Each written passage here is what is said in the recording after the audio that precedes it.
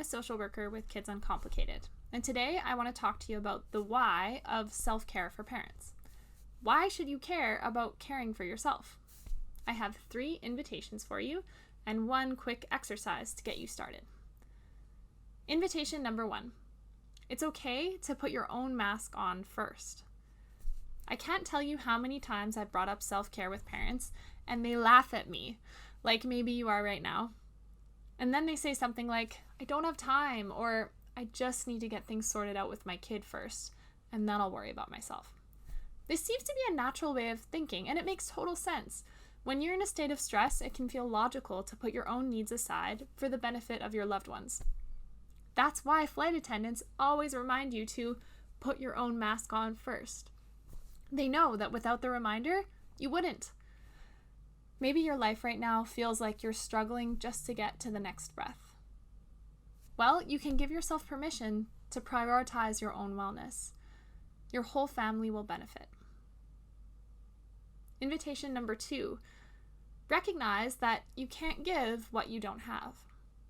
One of the most common things we work with at Kids Uncomplicated is challenging behaviors and big, unregulated emotions. Helping children to learn emotional regulation can be one of the most difficult and important processes, and it can lead parents to a place of frustration and burnout. Teaching your child to regulate their emotions takes patience, persistence, and a state of inner calm. And you can't give what you don't have. So when you're attentive to your own needs, you actually increase your capacity to care for others, effectively and with endurance. Invitation number 3. When you change, your family changes. Family systems theory is used by therapists to help families, and it's based on this idea that families are more than the sum of their parts. This means that you, your child, and all of the other individuals in your family have great influence on one another.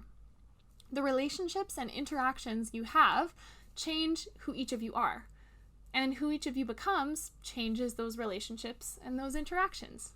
So this means that a change in the thing that you have the most control over, which is you, can have a huge ripple effect on your whole family. When you change, your family changes. Now, I feel like we can't have this conversation about why without at least giving you somewhere to start with how to care for yourself. So I'm going to walk you through how I practice the popular 4-3-2-1 mindfulness exercise. Now I start with a big, deep breath. In through my nostrils and out through my mouth. Then I look around and I notice 4 things I can see. I try to choose things I like looking at, and I describe them to myself in as much detail as possible. Then I notice 3 things I can hear. This one might be trickier, but you might be surprised. After that, I notice 2 sensations I can feel in my body, like my hair tickling my forehead or my toes becoming kind of cold. And finally, I notice 1 thing I can smell or taste. I finish off with another big, deep breath. And then I give myself a hug and thank myself for taking a few moments to take care of me. And that's it. Anywhere, anytime. If you're interested in more ways to get started with self-care, check out our other resources. And remember, it's okay to put your own mask on first. You can't give what you don't have, and when you change, your family changes.